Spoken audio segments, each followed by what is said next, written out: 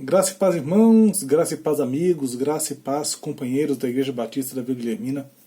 Sejam muito bem-vindos a mais um Boa Noite com Jesus, um dos nossos programas devocionais. Nós temos tido também o nosso momento de oração, meio-dia e meia-noite, com o pastor Sérgio.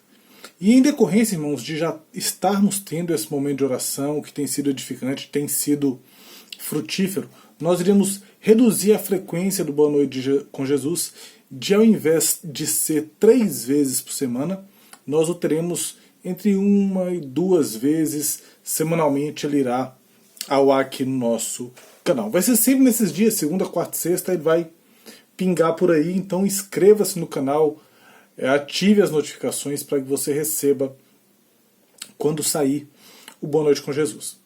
Quero te convidar às nossas atividades presenciais. Terça-feira, 19h30, culto de oração na igreja. Domingo, 9h30 da manhã, Escola Bíblica Dominical.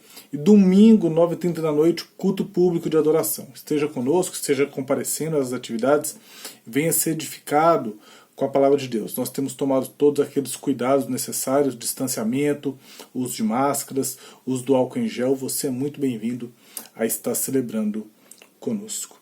Te convido a abrir a sua Bíblia no livro de Primeiros Reis,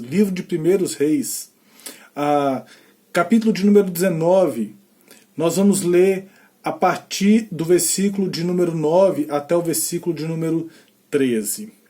1 Reis 19, de 9 a 13. Esse texto ele se encontra no contexto daquela grande vitória de Elias contra os profetas de Baal. Ele mata ali todos os profetas de Baal, depois de ter provado ao povo que o Senhor é Deus. E então ele começa a ser perseguido por Jezabel e ele começa a fugir. E é interessante, quando a gente lê do versículo 1 até o versículo de número 8, ele está para baixo, ele está bem deprimido, ele está bem triste. E ele não, parece que ele se esqueceu do que Deus acabou de fazer, da grande vitória que Deus acabou de dar para ele. Ele vai e se deita, e um anjo acorda ele, dá de comer, ele anda, depois ele vai e continua a sua jornada. Essa primeira parte do versículo de 1 a 8, que nós não iremos ler hoje, traz uma ideia bem interessante para a minha vida e para a sua. Quantas vitórias Deus tem te dado? Quantas vitórias Deus te deu hoje? Mas talvez você esteja agora indo para o seu repouso com aquele pensamento triste, com aquele sentimento abatido sobre a sua vida.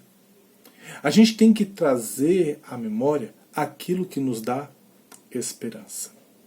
Elias ele se esquece de que ele venceu todos aqueles profetas de Baal e ele fica com medo de uma única mulher. E ele foge, ele se esconde.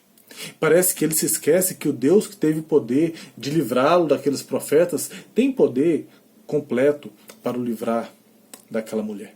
E aí nós chegamos no nosso texto de hoje, versículo 9. Ali entrou numa caverna. Também ali em Horebe, tá bem, irmãos? A gente vê no versículo 8. Então ali ele entrou numa caverna, onde passou a noite. E eis que lhe veio a palavra do Senhor e lhe disse: que fazes aqui, Elias? E ele respondeu: tenho sido zeloso pelo Senhor, Deus dos exércitos, porque os filhos de Israel deixaram a tua aliança, derribaram seus altares, mataram seus profetas à espada, e eu fiquei só, e procuram tirar-me a vida. Até o versículo 10, por enquanto. Elias está ali chateado, triste, mas Deus vem falar com ele. A palavra do Senhor vai de encontro a Elias no seu momento de dificuldade. Elias, o que foi? Por que você está aí? E Elias então começa uma lamentação, uma lamuriação diante do Senhor. Eu tenho sido zeloso pelo Senhor, Deus dos exércitos. Os filhos de Israel deixaram sua aliança, derrubaram seus altares, mataram seus profetas à espada. Eu fiquei só, procurando me tirar a vida. Parece que Elias, apesar da grande vitória que ele teve, apesar da palavra do Senhor vindo até ele está muito abatido.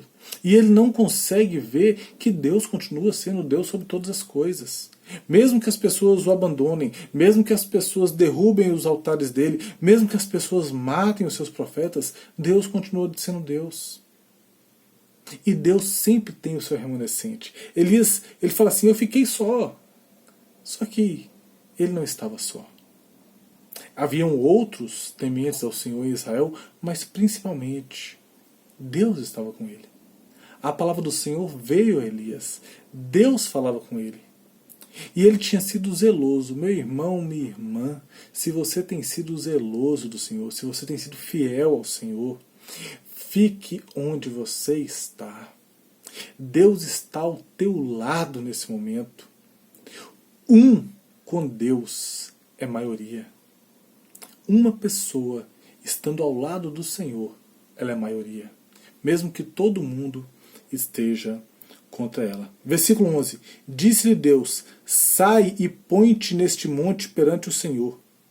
Eis que passava o Senhor, e um grande e forte vento fendia os montes e despedaçava as penhas diante do Senhor. Porém o Senhor não estava no vento. Depois do vento, um terremoto, mas o Senhor não estava no terremoto.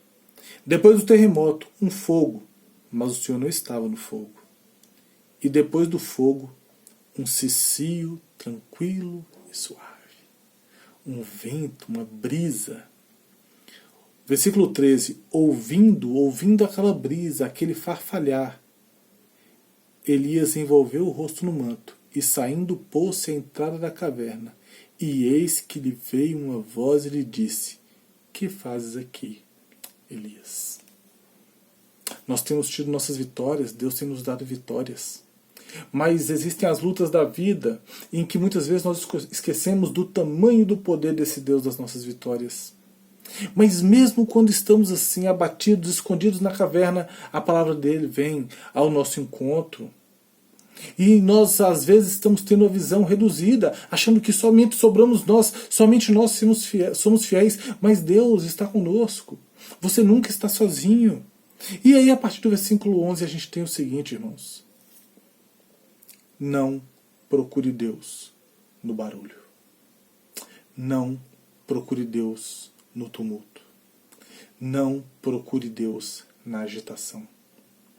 Deus não está no vento que fende as pedras. Deus não está no terremoto. Deus não está no fogo. Deus não está na agitação. Deus não está nos movimentos. Deus está no silêncio.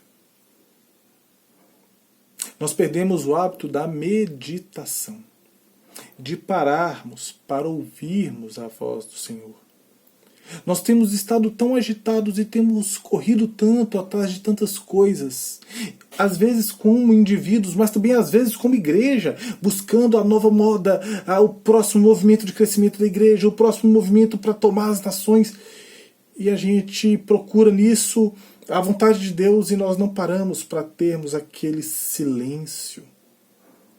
Quando você lê a palavra de Deus e Ele fala ao seu coração, aquele momento em que você lê a palavra de Deus e você sente tanto o temor do Senhor falando através desse texto ao teu coração que você cobre o seu rosto, como Elias fez, em reverência ao Senhor.